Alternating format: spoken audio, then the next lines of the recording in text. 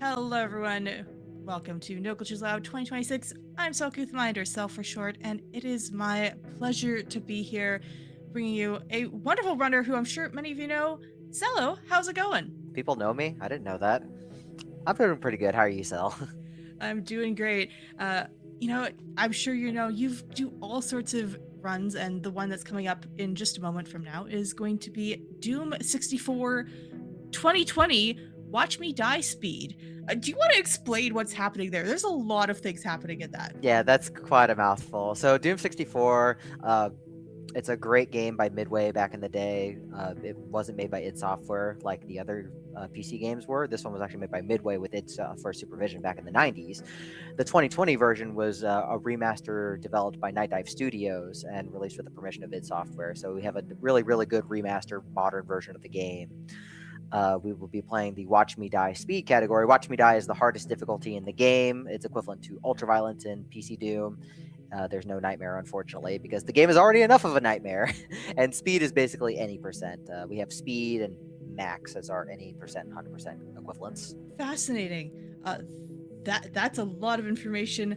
Uh, I'm excited just to see this chaos. What is the thing that excites you most about this run, or something that viewers should be looking out for?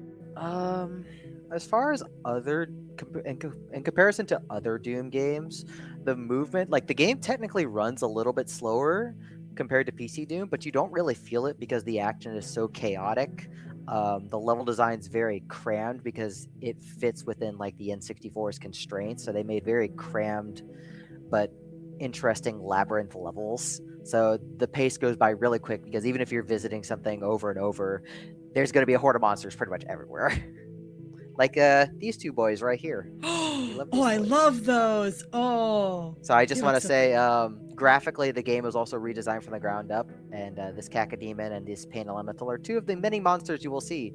Big shout outs to my wonderful wife Harukaze for making these for me back in the day. Oh, that's delightful. Yes, shout outs to wives and to friends and just wonderful folks who make us adorable, wonderful memoirs from our favorite games. Now, I first knew you as a rhythm gamer, but you're also known for doing a lot of Doom. How did you get into running Doom games? So this started back in the console version. This was about 2014, 2015 or something. Peaches had already done a couple of runs for GDQ. Big shout outs to Peaches. He was like basically the OG runner for the original game. Um, and another runner who is no longer really with us in the community, um, playing wise. He got me interested when he was doing runs, and I just kind of got started. And I've been doing runs for on and off for like 10 years from the original game and the remaster. So it's been a long time. That is a very long history. So you clearly then enjoy it. Are there other games in the Doom franchise you're looking at? Because it's a big franchise. So I do want to go back to Doom 1 and Doom 2 at some time. So I do run full game Doom 1. I would like to do other categories because I do UV speed there. I haven't done anything else like UV max. I've also done some individual levels, some ILs for Doom 1 and Doom 2. And the one I'm most interested in is one of the official expansion packs for Doom 2 called No Rest for the Living, which is actually made by Nerve Software.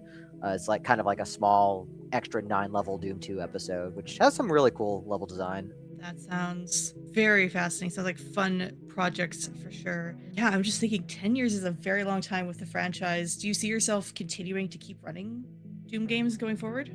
I have still beat this game into the ground years and years later, even if I'm not like I've mostly got a very good time in all the full game categories, but the ILs can always be optimized more. So I will still be bashing my face into those for at least a couple more years before I'm sick of it. Yeah, so true. IELTS could always be optimized further. And I guess what has been one of your biggest challenges in learning this category specifically? So routing is a big part of this category because it's watch me die difficulty.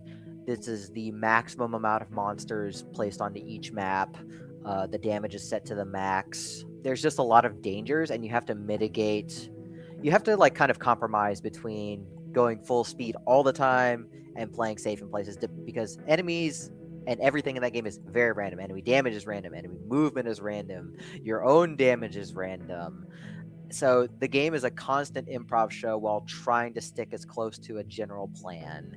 And particularly with Watch Me Die, you need so much extra ammo because there's a lot more stuff to kill, not just to move around levels, but because there's a lot of monster triggers that require destroying enemies in order to be able to just progress the level. So ammo routing is a bigger concern in that category.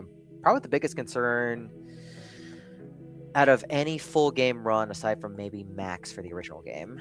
You've got tight camp spaces, lots of enemies, complicated movement, and very precise routing. So this is going to be an incredible showcase. Very, very I excited for hope it. so. How are you feeling about it? I know we're recording this in advance, but how are you feeling in this moment about this run coming up? I feel good. Thankfully, I've done this run a lot. There hasn't been too many big changes since the last couple of times I've done this. I've done this for like SGDQ 2024. I've done this for a bunch of other smaller marathons. Aside from one kind of big change in one level, the route's mostly the same, and I'm pretty comfy just derusting as needed. It's not too hard to derust this category compared to others since it's relatively short. You know, I guess at 55 minutes, I guess is that short then for a Doom game? That's short for me, considering the max category. By PB and max, which is the 100% equivalent, that's a 125 with no downtime at all. Okay, yes, I understand the short comment now for sure. Has it been something you've had to build up just endurance to do? It's kind of, I've run games of that length in the past. Like, I've been one of the silly people who've run Lagoon, which is about the same length as max. But it's a very different kind of run when you have basically no downtime, especially in the remaster version. The 2020 version has pretty much no load times at all between levels. So aside from like 2 spots in the run where you have to wait for a couple scripts to pass, it just goes, and you just have to just constantly be thinking ahead, and you just kind of build up the muscle memory and thinking ahead power over time. With all of that, do you have any final words for viewers? Anything you want to say to hype them up for the run that's coming up in just a moment from now? Yeah, look for a trick we call booty grab. I'm not going to spoil anything else.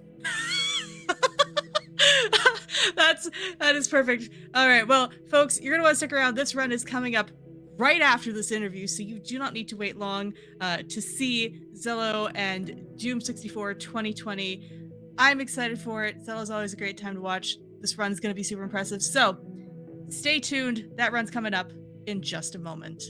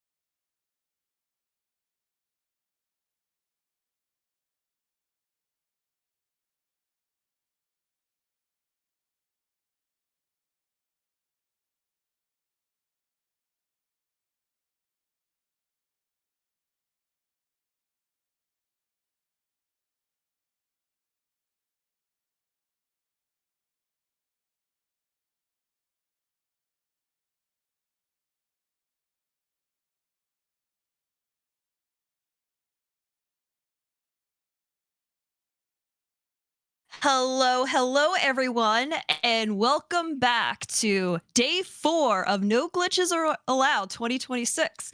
I am Cubit, and I'm going to be your host for the rest of this evening. We are currently getting set up for Doom 64, the 2020 remaster. of the Watch Me Die Speed category with ZELLOOO.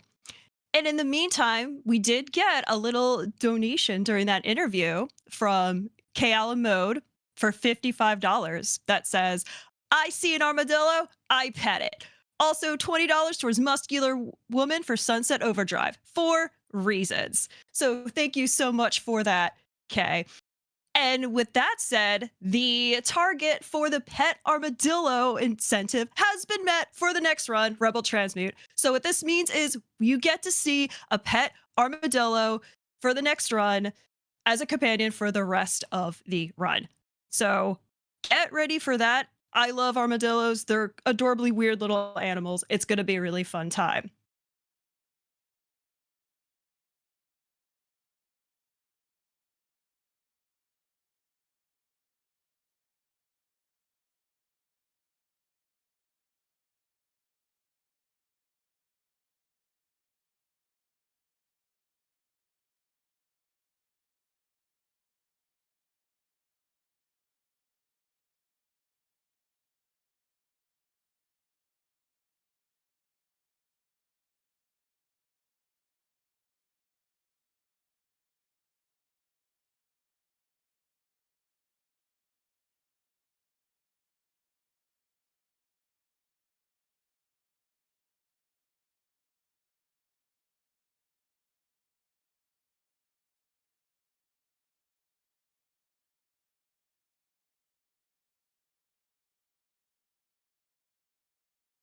And as a reminder, you are watching No Glitches Allowed 2026. We are currently raising money for Go Rescue, a dog shelter in Hampton, Virginia.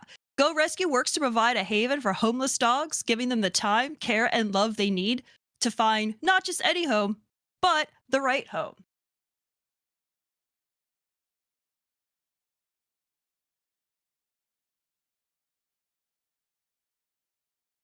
And we are currently less than $100 away from another milestone for the Nights into Dreams run.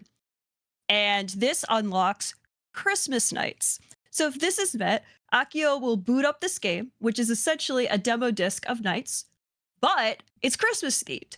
And it has a mode where you could play as Sonic. So you get Christmas and you get Sonic. What is more exciting than that, than having Christmas game at the end of May? So this is met at a $2,500 milestone of all total donations. So we are less than 100 of that right now. So we are so close to that, chat. We are so close. So let's get those donations in for that milestone as well as for the doggos.